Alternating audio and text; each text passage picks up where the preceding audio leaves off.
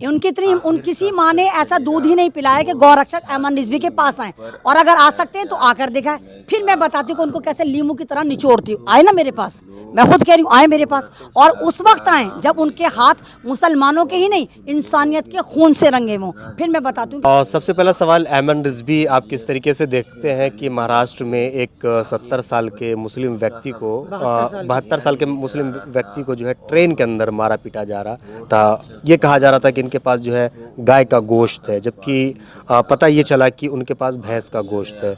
तो कब तक इस तरीके से जो है ये लोग मुसलमानों को जो है शक की बुनियाद पे जो है मारते पीटते रहेंगे? और जो सरकार है, जो हमारा जो सिस्टम चला रहे हैं, जो सुप्रीम कोर्ट है, वो बिल्कुल इस मुद्दे पे खामोश है, उनका जो है हृदय परिवर्तन नहीं हो रहा है। तो किस तरीके से देखते हैं? देखिए, ये जो महाराष्ट्र वाली एक हादसा आया, और ये वाकई बहुत ख़तरनाक हादसा था, जहाँ एक बुज़ुर्ग, मुझे तो ये लग रहा था कि बेचारे वो घर से निकल भी कैसे गए। बहुत मोअज़्ज़िज़, बड़ा नूरानी उनका चेहरा, और जब वो उतर रहे होते हैं तो अब जब अपनी सीट के नीचे से एक बैग घसीट रहे होते हैं तो उसमें एक ट्रांसपेरेंट डिब्बा होता है जिसमें गोश्त होता है।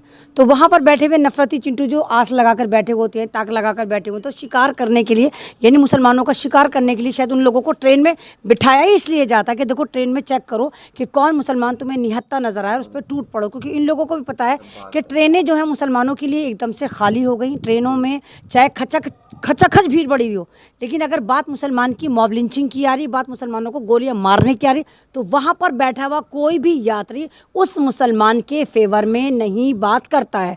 अब वो जो 72 साल के जो बड़े मियाँ हैं, जब वो बैग निकालते हैं, वो डिब्बा निकल कर आता है, तो वो सारे के सारे लड़के उनको बहुत ज़्यादा मारते हैं, पीटते हैं, कहते अच्छा मांस लेके जा रहा है, गोश्त लेके जा रहा है। वो कहते भी हैं कि नहीं बेटा, ये मेरी बेटी के पास जा रहा हूँ, बेटी से मिलने जा रहा हूँ। जाहिर सी बात है, जब माँ बाप अपनी बेटियों से, अपनी बच्चियों से मिलने जाते हैं तो घर से जो भी उनकी हैसियत होती है सामान लेकर जाते हैं। तो जब वो कहते हैं कि मैं अपनी बेटी के लिए गोश्त लेकर जा रहा था, तो वो सारे नफरती चिंटू जो शायद बजरंग दल के थे, उनके साथ मारपीट करते हैं। कोई लातों से मारता है, कोई चांटों से मारता है, और इतने जलील लोग होते हैं ये, नामालूम पता नहीं कौन सी नाजायज़ औलादें होती हैं, कौन सी, मैं तो यही नहीं समझ में आ रही, मैं तो यही आइडेंटिफाई नहीं कर पा रही कि ये गोफा की औलादें हैं भी या नहीं।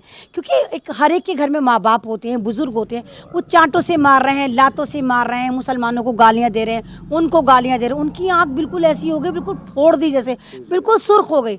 और उसके बाद उनकी वीडियो शूट करी जाती है। बेचारे बड़े मियाँ उतरते हैं, अपनी बेटी के पास जाते हैं, और डर की वजह से, और ये कि एक इज़्ज़त की वजह से, या शायद उनको भी पता है कि मेरी बेटी डर जाएगी या शायद मुझे वापस नहीं जाने देगी, वो बताते तक नहीं हैं। लेकिन ये नफरती चिंटू ऐसे हैं, तमाम ये जितने भी भगवा नफरती कीड़े हैं, ये खुद ही उस वीडियो को वायरल कर देते हैं। और जब वो वीडियो वायरल होते हैं, और होते होते होते वो उस घर में भी पहुँच जाती है जहाँ के ये बुज़ुर्ग 72 साल के बुज़ुर्ग होते हैं, और मामला सारा निकल कर आता है।